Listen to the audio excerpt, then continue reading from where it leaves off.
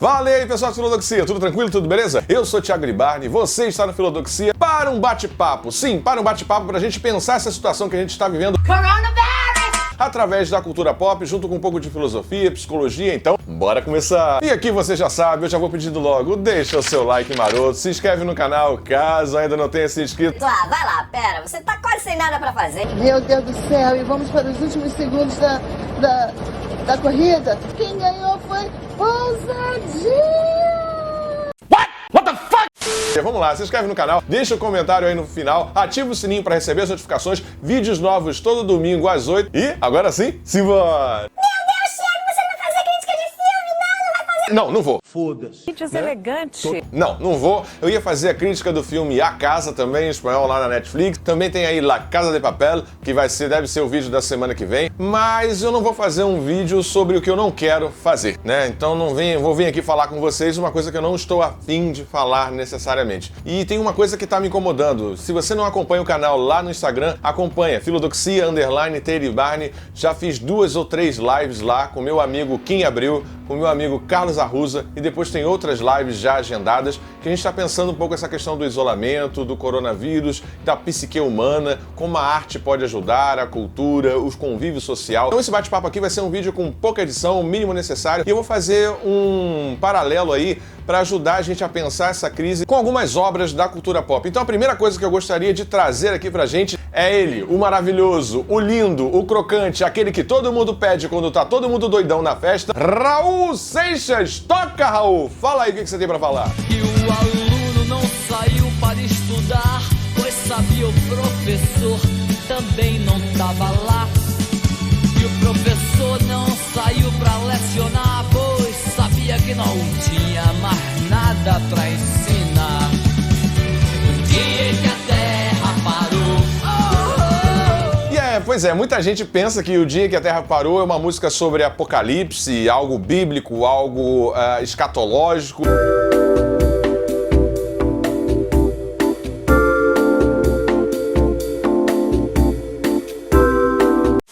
Mas não acredito que seja essa a leitura, não. As músicas mais escatológicas, mais apocalípticas, são Gita e o Trem. O Trem e Gita têm mais essa noção assim de apocalipse. Essa ideia de O Dia em que a Terra Parou ajuda a gente a pensar um pouco a nossa situação, porque O Dia em que a Terra Para, na canção de Raul Seixas, ela é uma crítica ao modo de produção que nós temos no mundo. Ou seja, ao capitalismo, ao neoliberalismo, talvez ao neoliberalismo levado ao extremo. O estado mínimo talvez seja o estado mais inchado. Então o dia em que a terra parou é o dia em que o padeiro não vai na padaria porque sabia que o trigo não estava lá, porque sabia que o pão não estava lá. E um dos meus versos favoritos, se é que ele tá na música, não tá só na minha cabeça, é: e o padre não saiu para rezar missa porque sabia que Deus também não estava lá. Você foi doutrinado.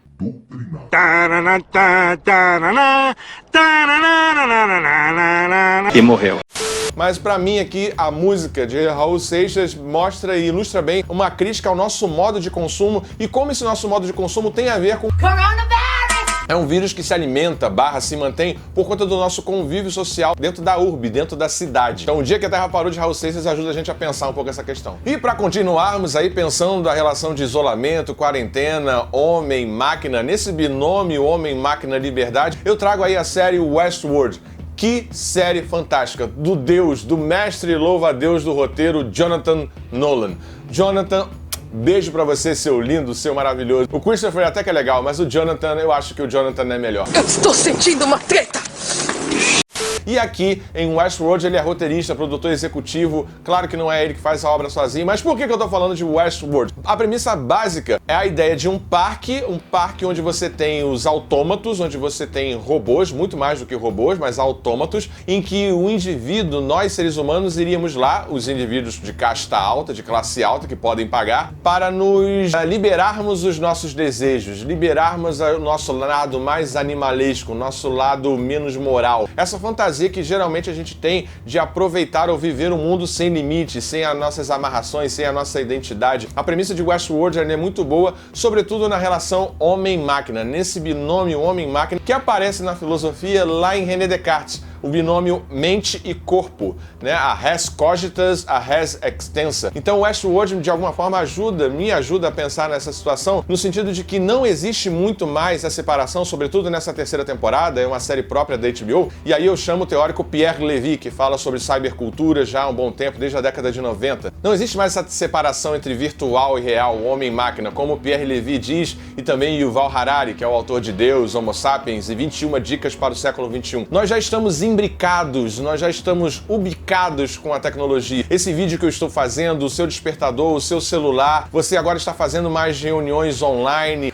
conferências, usando aplicativos para se comunicar, para fazer aproximação entre o ser humano, mas ao mesmo tempo você tem grandes corporações, grandes indústrias coletando os dados. Esse próprio dado que você está fornecendo ao ver esse vídeo no Filodoxia, esse seu interesse por críticas de cinema e etc. Então tem uma relação muito interessante que está lá em Westworld, dessa imbricação, dessa não mais separação entre o real e o virtual. Já haveria então, portanto, uma horizontalidade e não faria mais sentido em falar nessa diferença. Então, minha dica aí, Westworld, que ajuda muito a pensar essa situação. Terceira obra aí, vamos para o universo dos videogames, videojuegos. Sim, videogame. Para o jogo Detroit Become Human, que tem uma premissa análoga à premissa lá de Westworld, a ideia de criação de consciência. Afinal, o que eu sou? Eu sou as minhas memórias?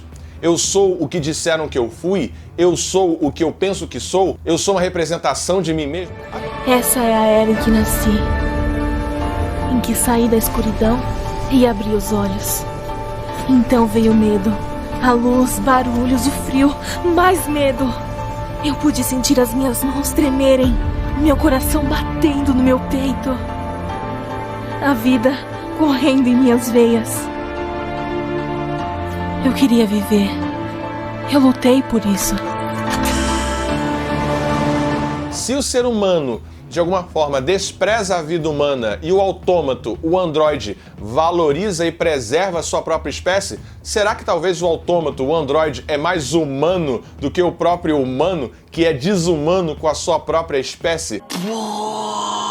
Então, Detroit Become Human é um jogo que dá para pensar um pouco essa nossa relação com a tecnologia, o que nos faz humanos e a nossa rotina. Se nós somos assim tão diferentes da máquina, nós queremos uma rotina para nos mantermos sãos. E quando vem um programa ou um vírus que mexe com essa rotina, a gente meio que se desprograma e não tem mais a nosso local, a nossa identidade. Dá uma certa confusão, uma certa angústia, uma certa ansiedade. Isso. E para finalizar, não poderia ser outro senão ele, o mestre, a lenda, Charles Chaplin, com seu Tempos Modernos. Tempos Modernos já enuncia um pouco o que a gente está vivendo, só que agora numa sociedade pós-industrial, em uma sociedade pós-sociedade de massa. Lembrando que sociedade de massa, a crítica lá da Escola de Frankfurt, é uma sociedade onde a mídia, os meios de comunicação, eles são basicamente, o sujeito ele está basicamente passivo, né? É a TV, o rádio, e agora a gente tem uma mídia mais ativa, onde você não só consome o conteúdo, como também produz esse conteúdo, como é o meu caso aqui fazendo esse vídeo para vocês, você fazendo o seu IGTV e etc. Então, uma pós-sociedade de massa. Charles Chaplin ajuda a gente a pensar no seu fantástico, fabuloso Tempos Modernos, como o ser humano, em última instância, está sendo engolido pela lógica da máquina. Ele está sendo engolido pela lógica do algoritmo, pela lógica das bolhas virtuais, e essa ideia que o Byung-Chul Han trabalha em Sociedade do Cansaço, da Morte de Eros. O Byung-Chul Han pode fazer uma espécie de gradação que começa lá em Foucault, passa por Deleuze, Sociedade Disciplinar, Sociedade do Controle, chegando até a Sociedade do Cansaço, e o Chaplin, de alguma forma, já enuncia isso muito bem em seus Tempos Modernos. Essa ideia de que nós estamos, em última instância, nos esvaindo nessa nossa relação com a tecnologia. A ideia do celular, do smartphone e da internet como aquilo que suga a nossa vida, que suga a nossa existência, que suga o nosso tempo. Isso está acontecendo sobremaneira, por exemplo, comigo, com vocês e com muitos outros. E aí eu vou focar numa questão bastante específica, que é a questão do ensino, dentro dessa perspectiva de Sociedade do Cansaço e Tempos Modernos. E aí eu estou falando para os estudantes, eventualmente para os pais e alunos, dentro desse contexto aí de pandemia e desse homeschooling, dessa educação à distância. Existe ainda privacidade? Faz ainda sentido em falar em privacidade? Você já tem as suas redes sociais, as suas mídias digitais e você se torna um produtor de conteúdo, você não precisa de uma empresa para fazer uma espécie de Big Brother, apesar do Instagram e do Facebook ser essa empresa, esse conglomerado, onde você tem uma espécie de olho mágico, sabe olho mágico? O IGTV, aquele Stories, aquela live, é uma espécie de olho mágico, onde você olha e espia a vida do indivíduo. Só que esse indivíduo sabe que está sendo observado e ele deseja ser observado, faz parte da construção da identidade dele. Até aí, basicamente, talvez, quem sabe, tudo bem. O problema é agora, nesse contexto de pandemia, em que está todo mundo em casa e na situação de trabalho, do labor, e em pensar a educação como uma instância de produção de saber, produção e reprodução de conteúdo. Faz sentido, por exemplo, você ter aula de química, física, matemática e que despreze esse contexto do coronavírus e da pandemia? Não! Pensando no indivíduo que está em casa, por exemplo, eu agora não tenho mais tanto tesão, tanto prazer, tanta vontade, tanto desejo de produzir vídeos como este, porque agora os colégios estão pedindo e demandando que os professores produzam vídeos para fazer desses vídeos videoaula. Laptop não é sala de aula, né? Fazendo uma brincadeira aí com Foucault, Cines Papipé, isso não é um cachimbo, que tem a obra lá do René Magritte, e aí já vi um meme muito legal falando sobre um laptop, isso não é uma escola. Não é uma escola, não há troca, não há dialética, não há o trânsito. Educação não é só sala de aula, é aquela conversa no recreio, no intervalo ou no transporte, antes e depois de chegar no colégio, a ruminação do conteúdo que está sendo dito. Eu queria trazer mais essa questão, não pretendo aqui responder nada, mas dentro dessa lógica, você faz da casa um local de opressão, você faz da casa um local de trabalho. Aquele computador, aquele videogame, aquela TV que era um momento, um lugar de devaneio, um lugar de distração ou de descontração, eventualmente agora se torna uma estação de trabalho. Então você é refém da própria lógica da produção dentro do seu próprio ambiente doméstico, do seu próprio ambiente caseiro. Eu acho que o mais difícil é o celular mesmo. O celular tem que deixar no modo avião e ficar assistindo as aulas, assim, sem distração.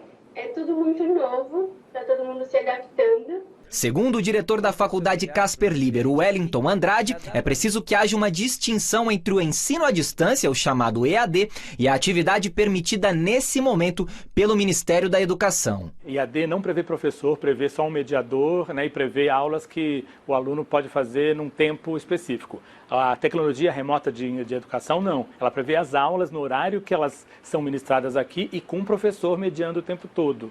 Quem também sofre com o aguardado retorno das aulas presenciais são os pais. Equilibrar o trabalho e o cuidado com os jovens não tem sido tarefa das mais fáceis. E admitir isso não é nenhuma falta de educação. Está sendo desafiador e no momento do café a gente ajuda eles.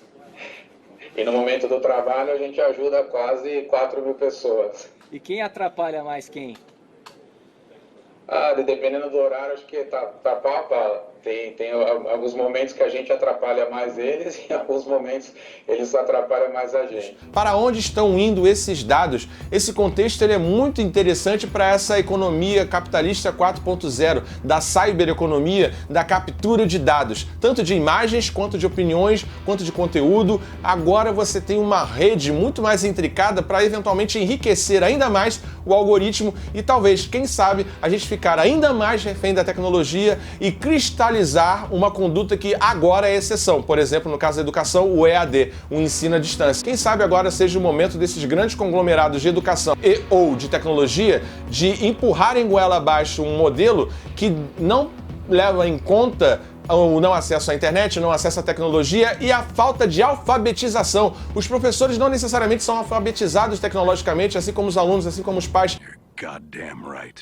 A filosofia tem um trabalho e o dever de desobviezar o óbvio. Não é pra gente só ficar reproduzindo e fazendo as coisas ou vivendo a realidade tal qual ela se dá. O papel do filósofo é pensar a realidade a partir dela mesma e fazer aquele movimento que os céticos chamam de epoqué. Suspensão de juízo, suspensão da descrença. E por isso eu usei essas obras da cultura pop para a gente poder pensar um pouco a nossa situação e como nós estamos nos inserindo e ou aceitando e ou construindo, ratificando, confirmando algo que está para se avizinhar. O futuro, nós não sabemos como ele será, mas em aceitarmos ou não pensarmos e refletirmos algumas situações, talvez nós estejamos concorrendo para que elas se tornem de fato uma realidade. Caralho, o maluco é brabo, porra! É isso, pessoal. Espero que você tenha gostado desse vídeo, desse desabafo, desse disclaimer. Pensa aí o que está acontecendo, como é que está essa sua bolha, como é que está essa sua rotina. Deixa aí nos comentários como é que está a questão de trabalho, de estudo para você nesse dia a dia. O que você está consumindo? Deixa aí nos comentários. É isso, pessoal. Espero que você tenha gostado desse vídeo e até a próxima. Tchau, tchau!